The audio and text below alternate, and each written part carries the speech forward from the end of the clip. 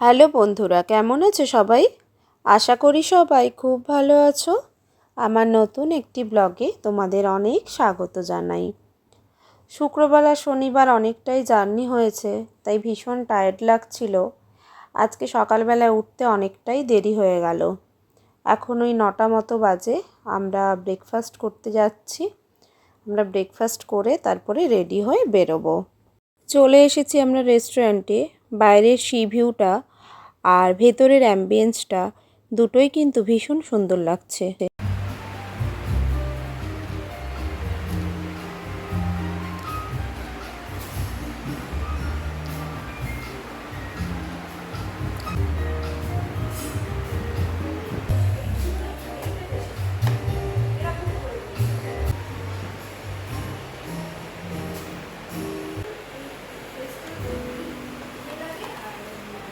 এখানকার কিছু রেস্টুরেন্টগুলোতে একটা জিনিস খুব ভালো লাগলো, এনাদের এই বই রাখা দেখে। 2-3 দিনের জন্য রোজকার জীবনের টেনশন দূরে রেখে এরকম সি ভিউ সাথে কিছু বই, মন্দ লাগবে না কিন্তু। কারণ আধুনিক জীবন আমাদের অনেকটাই যান্ত্রিক করে তুলেছে। আমরা 1 প্লেট অর্ডার দিয়েছি স্ক্র্যাম্বলড এগ, আর 1 প্লেট অর্ডার দিয়েছি কেরালা প্লেট। কেরালা প্লেটারের মধ্যে রয়েছে আপ্পাম और उत्तपम और ধোসা, सांबर, कोकोनट चटनी, मसाला एग और boiled egg, fruit juice, T और कॉफ़ी। বেরিয়ে পড়লাম। অলরেডি 10:30 বেজে গিয়েছে, তাই আমরা আলোচনা করছি যে 11:30টার মধ্যে আমাদেরকে রেডি হতে হবে। কারণ লুলু মল যেতে প্রায় 1 ঘন্টা থেকে 1 ঘন্টা 15 মিনিট লেগে যাবে। তারপর ওখানে ঘুরে আবার তো বাড়ি ফিরতে হবে। আজকে ওয়েদারটাও ভীষণ ভালো লাগছে, আর ভিউটাও তো আরও দুর্দান্ত লাগছে। গতকালও ওয়েদারটা ভালো ছিল, আমরা জটয় পার্কে চলে যাওয়ার জন্য এই ভিউটা আমরা দেখতে পাইনি। তাই রেডি হয়ে বেরিয়ে তো পড়লাম, বাট তাও যেন মনে হচ্ছে ঘোরাটা শেষ হয়েও হইল না শেষ। দেখা যাক, আবার কোনো দিন সুযোগ পেলে আবার আসবো। এবারের মতো আপাতত ভারকালাকে বিদায় জানালাম, কারণ প্রত্যেককেই আমাদের একটা সময়ের পর রোজকার জীবনে ফিরতেই হবে। তাই মনে অনেকটা আনন্দ নিয়ে এবার বাড়ি ফেরার পালা।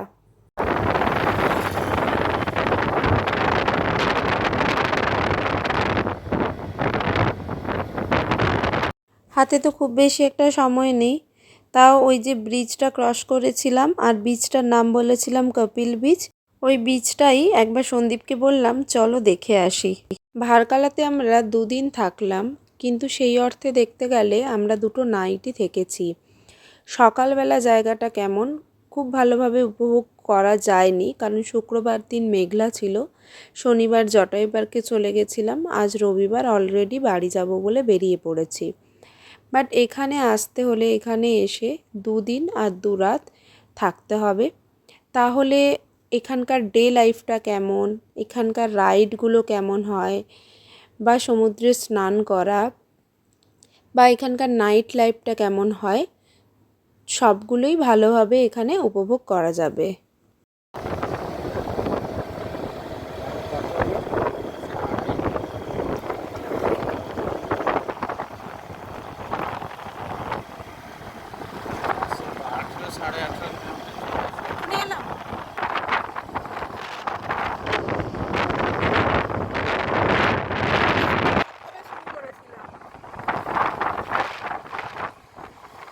এই যে এই চার্চটা যাওয়ার সময় দেখেছিলাম, বাট এখন রোদ ঝলমলে দিন বলে এত সুন্দর লাগছে, চোখ ফেরানোই যাচ্ছে না। ভীষণ ভালো লাগছে, সত্যি ইচ্ছে আছে আবার একবার এখানে আসার।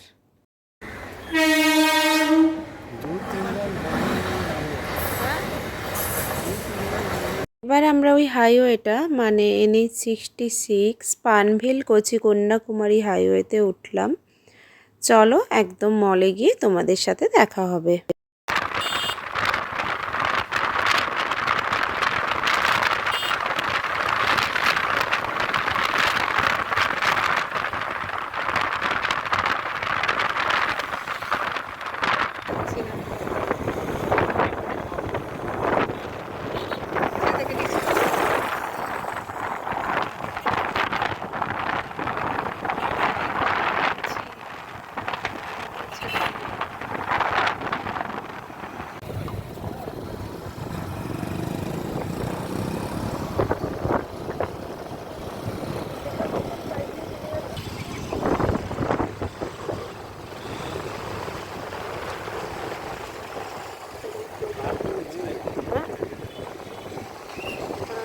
ওনাদের বাইরের পার্কিংটা ফুল হয়ে গিয়েছে বলে ওনারা আমাদেরকে বললেন ভেতরে পার্কিং করতে।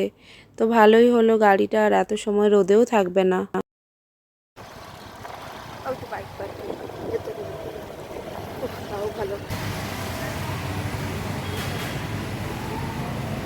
বাইকের সাথে সাথে আমরা হেলমেট আর ব্যাগও কাউন্টারে জমা করে রেখে ভেতরে চলে এলাম। মোটামুটি পুরো মলটা ঘুরতে 5 থেকে 6 ঘন্টা তো লাগবেই, কিন্তু আমাদের হাতে তো এতটাও সময় নেই। অলরেডি 1:15 মতো বাজে, আমাদেরকে তাড়াতাড়ি তো বাড়ি ফিরতে হবে, সেই টেনশনটা তো রয়েছে।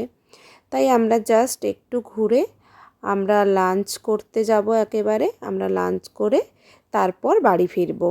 আজ এমনিতে কিছু কেনার প্ল্যান নেই, তবুও এখানের আসার উদ্দেশ্য হলো আমরা বারবিকিউ নেশনে আজকে লাঞ্চ করব। তো বেশিক্ষণ যদি নিচে এখানে ঘোরাঘুরি করতে থাকি, কিছু না কিছু কিনতেই ইচ্ছে হবে। পরে একদিন সময় করে এসে তখন কেনাকাটিটা রাখবো। চলো একদম লাঞ্চ করতে যাই বরং। বারবিকিউ নেশনে আসা আমার প্রথমবার। আমার আজকে নতুন করে একটা অভিজ্ঞতা হবে এখানকার। আসলে স্কুল, কলেজ বা ইউনিভার্সিটিতে পড়াকালীন আমি প্রচণ্ড ঘুরতে ভালোবাসি। অনেকবার ক্লাস বাঙ্ক করে ঘুরতে গিয়েছি বন্ধুদের সাথে, বাট কখনো কোনো রেস্টুরেন্টে যাইনি বা স্ট্রিট ফুড বলো, কোনো কিছুই ট্রাই করিনি কখনো। এখন বিয়ের পর এসে সন্দীপের সাথে থেকে আমার একটু রেস্টুরেন্টের অভিজ্ঞতাটা হয়েছে, আর ওর অনেকটা রেস্টুরেন্টে যাওয়ার হ্যাবিটটা আমার সাথে থেকে থেকে কমে গিয়েছে। স্টার্টারের আইটেম ওনারা অলরেডি সার্ভ করে দিয়েছেন। স্টার্টারের আইটেমের পর মেন কোর্স ট্রাই করা হবে। তবে আমার মনে হচ্ছে আমি আজকে আর কোনো মেন কোর্স ট্রাই করতে পারবো না, অলরেডি আমার পেট ভরে গিয়েছে। পেট ভরে গিয়েছে শুনে সন্দীপ আমাকে অ্যাডভাইস দিল যে একটু ওয়াশরুমে ঘুরে আসো, তাহলে হাঁটাহাঁটিও হয়ে যাবে। তো এখান থেকে তো শুধু আমি ওয়াশরুমেই বেরোতে পারবো, আর তো কোথাও যাওয়ার অনুমতি নেই। বাট ওয়াশরুমের থেকে ঘুরে যাওয়ার পরও আমার সত্যিই পেট ভার রয়েছে, আমি আর কিছু খেতেও পারবো না। সন্দীপই মেন কোর্সের আইটেমগুলো ট্রাই করবে, আমি একবার দেখতে এলাম মেন কোর্সে কী কী আছে।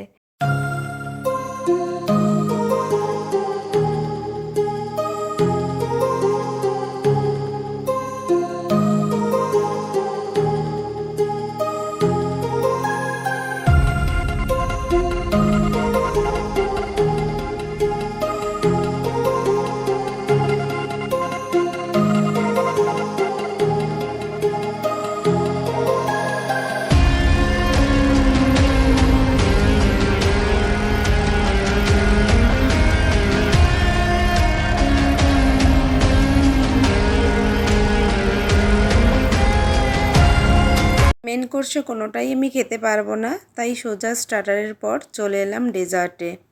আগামীকাল থেকে চালু হচ্ছে সোনার বাংলা ফিস্ট, 10 থেকে 12 দিন মতো চলবে। কিন্তু এটা যদি আগে জানতাম, আমরা 1-2 দিন পরে আসতাম, খুব ভালো লাগতো। কিন্তু কি আর করা যাবে, এবারের মতো মিস করে গেলাম। তবে হ্যাঁ, অন্য রাজ্যে এসেও যখন বাঙালি আরেকজন বাঙালিকে দেখতে পায় তখন কিন্তু ভীষণ ভালো লাগে। তো সেরকমই এখানে এসে একজন বাঙালির সাথে পরিচয় হলো, আর তারপর ওনাদের পক্ষ থেকে বললেন যে এই মান্থে কারোর অ্যানিভার্সারি বা বার্থডে আছে কি না। তো সন্দীপের বার্থডে সামনে, তাই ওনারা ওনাদের মতো করে সেলিব্রেট করলেন।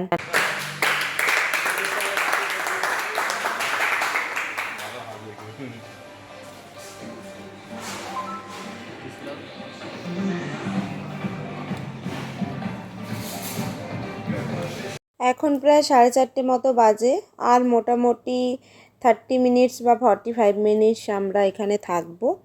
তারপরে আমরা বাড়ির পথে রওনা দেব। ভীষণ ভালো কাটলো আজকের দিনটাও, মনে একরাশ আনন্দ নিয়ে আবার বাড়ি ফেরা। কিছুদিন পর কাজের চাপে বোর হয়ে গেলে এক টুকরো আনন্দের খোঁজে আবার কোথাও বেরিয়ে পড়া। ঘোরার মতো এনার্জি বোধহয় আর অন্য কোনো কিছুতে খুঁজে পাওয়া যায় না। আর ঘুরতে যেতে হলে সবসময় যে ভালো কোথাও ঘুরতে যেতে হবে, প্রচুর টাকা খরচ করতে হবে, এমন কিন্তু নয়। এবারে আমরা ঘুরতে এসে 2 দিন থাকলাম, বাট অন্যান্য সময় তোমরাও দেখেছো আমরা সকালবেলা বেরোই, সারাদিন ঘুরে তারপর বাড়ি ফিরে আসি। সেটা 10 কিলোমিটার যাই বা 20 কিলোমিটার বা 50 কিলোমিটার, সব ক্ষেত্রে কিন্তু আনন্দটা আমার কাছে একই রকমই থাকে। শুধু সময় আর সামর্থ্যের ওপর ভিত্তি করে আমরা বিভিন্ন সময়ে বিভিন্ন রকম শুধু পরিকল্পনা করে থাকি।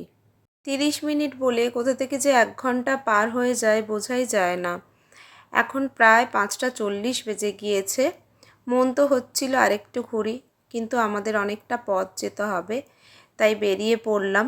আর তো দেরি করা যাবে না, আরও যদি আগে আসতে পারতাম, কারণ বাড়ি থেকে আসার সময় প্ল্যান করে রেখেছিলাম সকাল 8টার দিকে বেরিয়ে লুলু মলে 10টার মধ্যে পৌঁছে যাব।